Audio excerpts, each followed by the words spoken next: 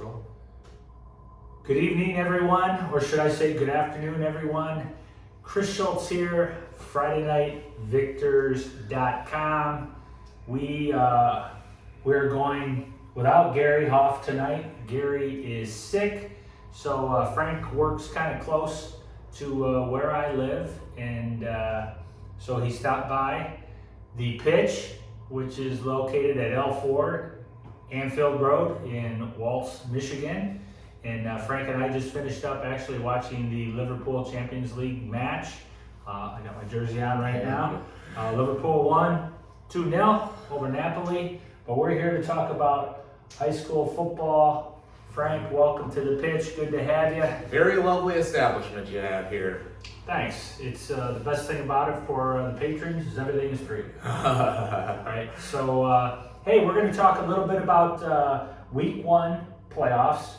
And then we're also going to talk about Week 2 and make our picks. Gary did give me his picks. I'm going to try and remember them off the top of my head because we're using my phone to actually record this today. Hopefully you can hear us well, everybody. We're kind of switching things up. We haven't done it this way in quite some time, ever since COVID started. We've been doing the Zoom thing, but we're trying to do it a little bit different, kind of going old school on how Gary and I started this thing back. Seems like a long time ago. Yeah. So why don't I throw it over to you? Let's talk a little bit about the games from last week throughout. Give some comments, Frank, and maybe I'll add my 2 cents. How about that? Well, I'll start with the one that you missed the pick on, and that's Carlson beating New Boston Huron 38-14. Obviously, big game from Omari Carter. I've said it before, he's been the straw that stirs the drink for the Marauders.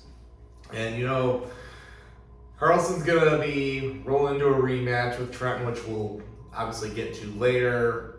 But Huron pretty much got neutralized altogether. I thought it was going to be probably a lot closer because you got 2 outstanding defenses, and Carlson just had their way with them. Yeah, they really did. I remember when I picked Huron, I said that these teams could play 10 times and they'd split. Yeah. I don't think so. Not by that score. And I wasn't there, but I watched a little bit of film. I know some people who were there. They said this game really wasn't close.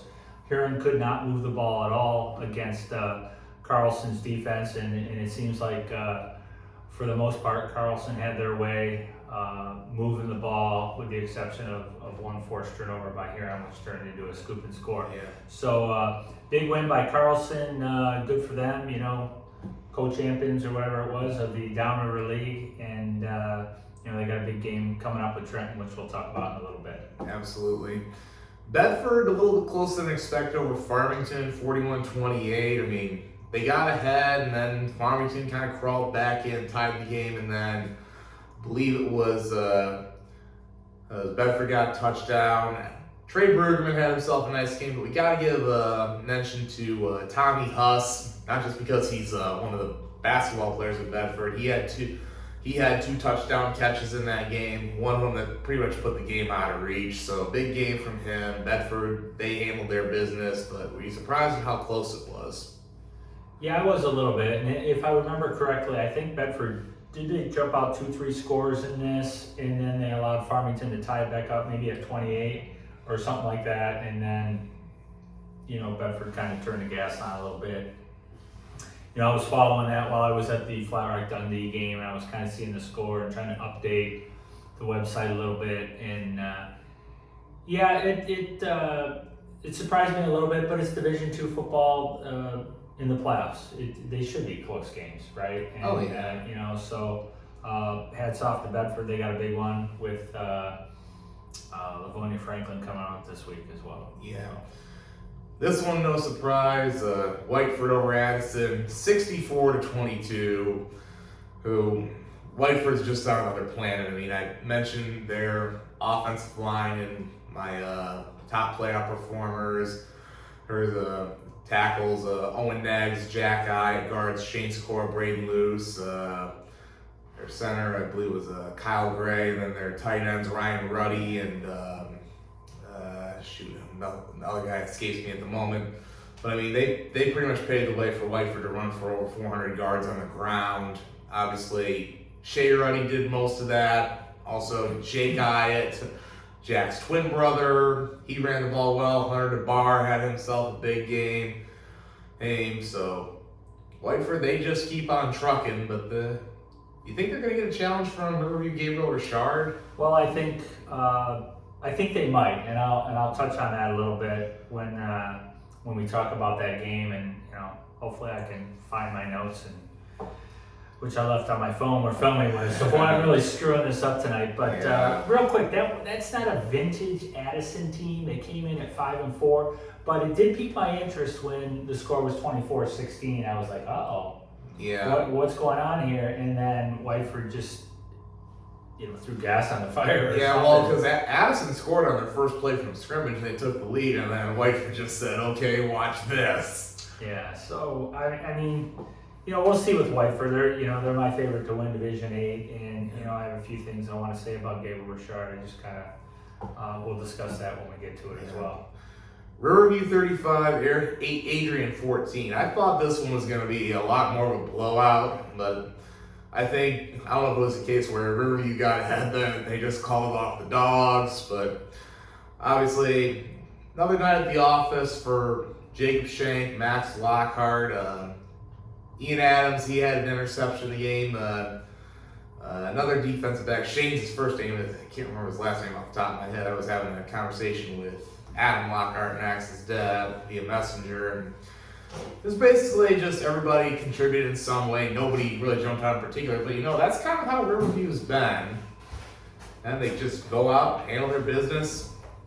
And it's on the next one for the Pirates. And obviously, they got a big one coming up too, which we're going to touch on a little later.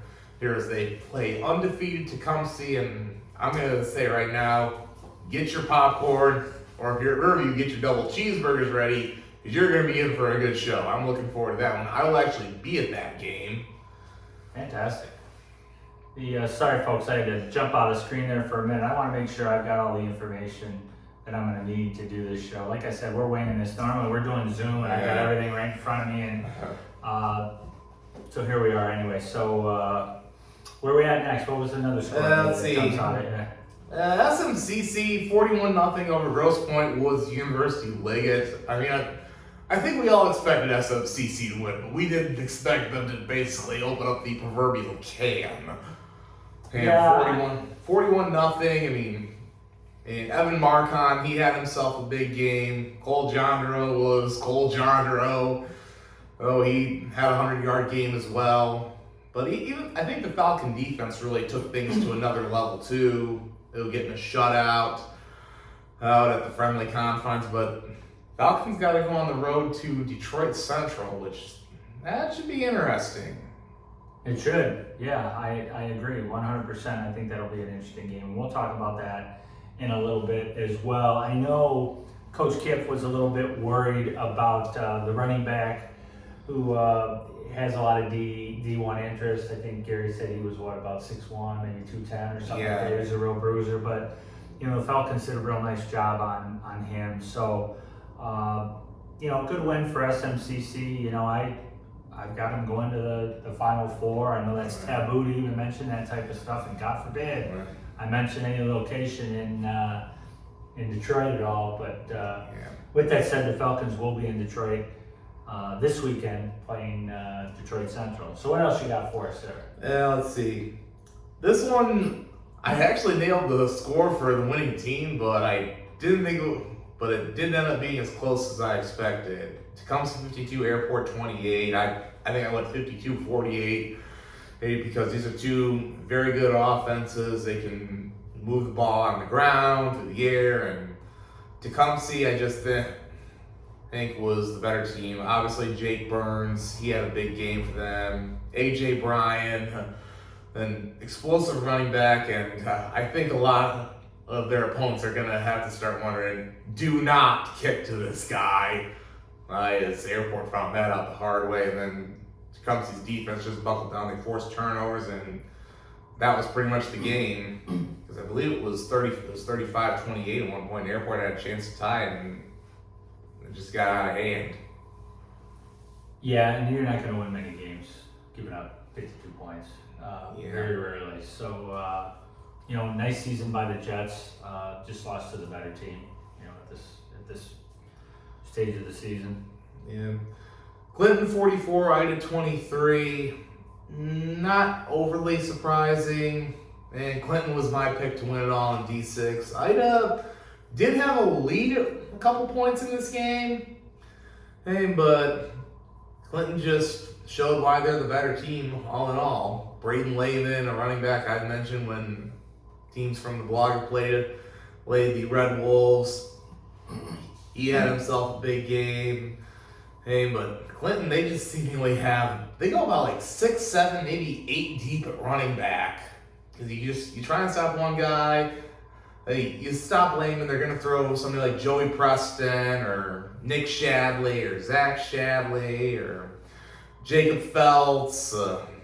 They're just so ridiculously deep. And Casey Randolph's the coach I got a ton of respect for. So me as an idol, one I can say to my Blue Streaks, hey, there's no shame in losing to Clinton. They're the best. They're probably the best team in D6, and I think they're going to be at Ford Field in the end. And fun fact, I actually when I was at East Kentwood this weekend watching Caledonia and Granville, I ran into somebody from Grand Rapids West Catholic, and I told him, I said, and it might be you guys in Clinton at Ford Field, and he said, well, hey, we'll see what happens. Yeah, I think that's probably a fairly reasonable assessment there of what may happen. So, tell us about that stadium out there in Granville. It was at East Kentwood. Oh, East Kentwood, that's right. And I gotta say, that's probably the best high school football stadium you're gonna come across in the state. I think it's better than a lot of small college fields. Because they got the track is the field are kind of set a little bit down low. You gotta go down stairs to get there. I think it's actually better than Olivet College's field where I actually officiated back in week 1. And they got that really nice setup there, nice concession stand. They have the Falcon Burger, which is a double cheeseburger. Not bad, but I'm looking forward to possibly getting one at Riverview this Friday. Yeah, just real quick, that is a specialty for homecoming only, but I was told the last time I was there, if I would have stuck around, they would have made one special. So maybe they'll make one special for you, Frank. We'll see what happens. So what else we got? What other stuff we got here? Oh, this is one we also won this time. Summit Academy beats Grosse Ile 35-13. And I think that one was at Summit, if I'm not mistaken. But Grosse Ile, I think you said it in our thoughts, not yours. The even numbered year magic just kind of went bye-bye. Huh? Yeah, I mean, it's and I think Summit's probably pretty good as well, but I was just surprised at the way Grosse Ile finished the season. I'm not sure if they had injuries or what was going on, but when I saw them play Airport, I was really, really impressed with them, and it, it wasn't that they didn't have a solid season. They made the playoffs, but just maybe a little bit disappointed in the way they went out. With losses to Flat Rock, and then obviously Riverview, and then Summit Academy as well. Yeah. So. And this next one was pretty competitive. Flat Rock 27, Dundee 22. Who obviously you were pretty happy about that, Chris. You're the Flat Rock alum here, and the Mighty Rams won the first ever playoff game at Marv Middlestat Field, and now they're going to get to host another one. Yeah, that's pretty cool, and it was a good game. I was happy to be there, and Dundee's got a solid team. I know they keep talking about the first win at Flat Rock. Back in the day, I guess 76, so I'd have been fairly young back then. Flat Rock did win a state title, just didn't play any home games back then. So it really is the first opportunity that Flat Rock has had since then. They've made the playoffs a few years here and there, but those games were played on the road. I know one year they played out at Oak Park when they played Detroit the Poors during that dynasty that the Poors had, and then they were forced to play at Rouge, and I think what was it, 2017? Yeah, they played at River Rouge. Which probably wasn't the best of draws in the grand scheme of things, but Flat Rock played well enough to win. Yeah. I think Dundee did some things to shoot themselves in the foot. For some reason, they could not score when they got to the 10-yard line, and I don't know why that was. It was either 4 or 5 times they got down there, and they couldn't do anything with it. I don't know if the play calling changes or they just made some poor decisions, and turned the ball over. I think Dundee did have 4 turnovers, but quite frankly, Flat Rock forced those. A couple of really nice interceptions where the kids made nice plays on the ball. In Flat Rock, I think, I don't think this is news to anybody, but I think Flat Rock's got the best quarterback around, at least of the teams we cover, in my opinion. And there's some good quarterbacks, but Absolutely. he was really, really good the other day, and he was one of our playoff performers to watch. And I know there should have been probably a bunch of them, but you put his stats down there. I don't know officially what the stats were. I think I'm looking at the wrong. I think I'm looking at the wrong stuff. Yeah, right Graham he threw for 3 touchdowns, and I believe it was Brian Booms, the running back. He had 100 yards on the ground as well. Yeah, he had 123 yards, and Youngie threw for 208 yards on 15 of 22 passing with 3 TDs. You throw in guys like I don't know his first name, but his last name's Gibbons. He plays offensive guard. He's not the biggest in stature, but he had 12 tackles in that game, and he was everywhere. I know there were some guys who had some interceptions, and then the Boudry kid, I think, had an interception. Yeah, Mike Boudry. He had 6 tackles as well. The Hagen kid had 7 tackles and an interception. Flat Rock played well enough to win. Dundee has some nice parts, and I don't think they're going away anytime soon. They're pretty good again. I hope those teams. There's a little bit of talk. That I had with Ross Crow, the AD over at Dundee, that these 2 teams are trying to play week 1. We'll see what happens. I think it's in the ball's in Flat Rock's court on that one, if I understand correctly. So, that'd be one to look forward to for next season. Last one, Napoleon 49, Erie Mason, a big fat donut. I think the problem with Erie Mason is they had gotten a lot of injuries in the season, lost some guys, and I don't know if that really played a role in them getting shut out. But Napoleon's a team that they can throw the ball around, they can line up and run it and hit. So I think it was just too much of Napoleon running the football in this one. I don't think Grant Bradley, their quarterback, was really going nuts. But I figured he was going to be a little bit more proud because he's a really good athlete. He's committed to the University of Michigan to play baseball. right. Okay, so I can't tell you anything about Napoleon other than they were probably just better, and it showed on the scoreboard. I know they are the Pirates, which you kind of checked me on that last week because I thought they had a different nickname, and I do know their colors are green and white, I believe. Yeah. So that's all I know about Napoleon. So is that all our scores? Yep, that's all our scores from the first round. Okay, all right. So we're gonna take this to week 2, and we're gonna talk about all the games that we have coming up. I think we got 6 teams left. Is that correct? That is. I hope so, because that's all I have down here. So yes. Hopefully I didn't screw that up. So we're going to start in Division 2. We're going to go 8-2 Bedford at 9-1 Franklin. Tell us a little bit about Bedford, Frank. Well, I've alluded to it many times. Their offense is pretty much Trey Brueggemann running the football, but it's not just him. Tyler Morse is another running back who's going to get some carries. They've started a freshman quarterback, Brody Leonard. He came in mid-season, and the offense has kind of been a little bit better with him. They don't really throw the ball, but they do. Tommy Huss, tight end, also an outstanding defensive end as well. And Brendan Korsnack. They're going to be the top 2 options. Brueggemann's also a beast defensively at linebacker as well. And also, It's going to be interesting to see what happens because Livonia Franklin has seemingly been Bedford's kryptonite in the playoffs when they've met the last few times. Franklin's won the last 3 meetings.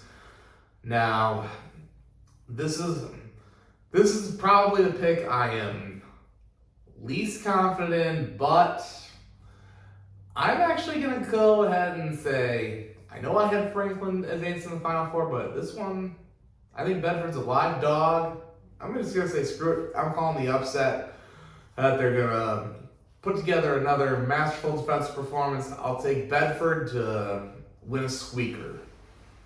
All right, there you go. And I know Gary can't be here, but he let me know that he was going with Franklin in that situation. So a little bit about Livonia Franklin. I actually saw them last year in the semifinals against Warren De La Salle. That game was played over at Hazel Park, and I was on the mic for that game. And De La Salle took it to him pretty good, but De La Salle has a habit of doing that to a lot of people. I don't think Franklin's quite as good this year. I could be wrong, but they do have a solid middle linebacker, a guy by the name of Sam White. Also another defensive player who stands out, one of their leading tacklers as well, John J. Anderson. They have a real good running back who's, I think, run for about 1,000 yards or so, and that is, hopefully I get this right, Cordell Mullins Jr., I think that's what it is. And then a wide receiver who's put up some big numbers in Tyler Garrett. But I picked Bedford in my Final Four, and I'm going to keep them there. I think the 8-2 Kicking Mules beat the 9-1 Franklin. What are they? The Patriots, yeah. Patriots, okay. So I think they win that game. So, all right, let's jump to our next one. It is 9-1 Trenton at 9-1 Carlson. Trenton's only loss was to Carlson back in week whatever it was. I don't remember. Maybe 2 or 3? Week 4. Week 4, okay. Yeah. So tell us a little bit about Carlson. You know, a lot of you already know some of the things about Carlson, but go ahead and touch on that a little bit. Well, I mean, I've said it many times this season. Carlson, I think, has turned from a finesse team into a team that's just going to line up and straight maul you in the trenches. Is obviously they're going to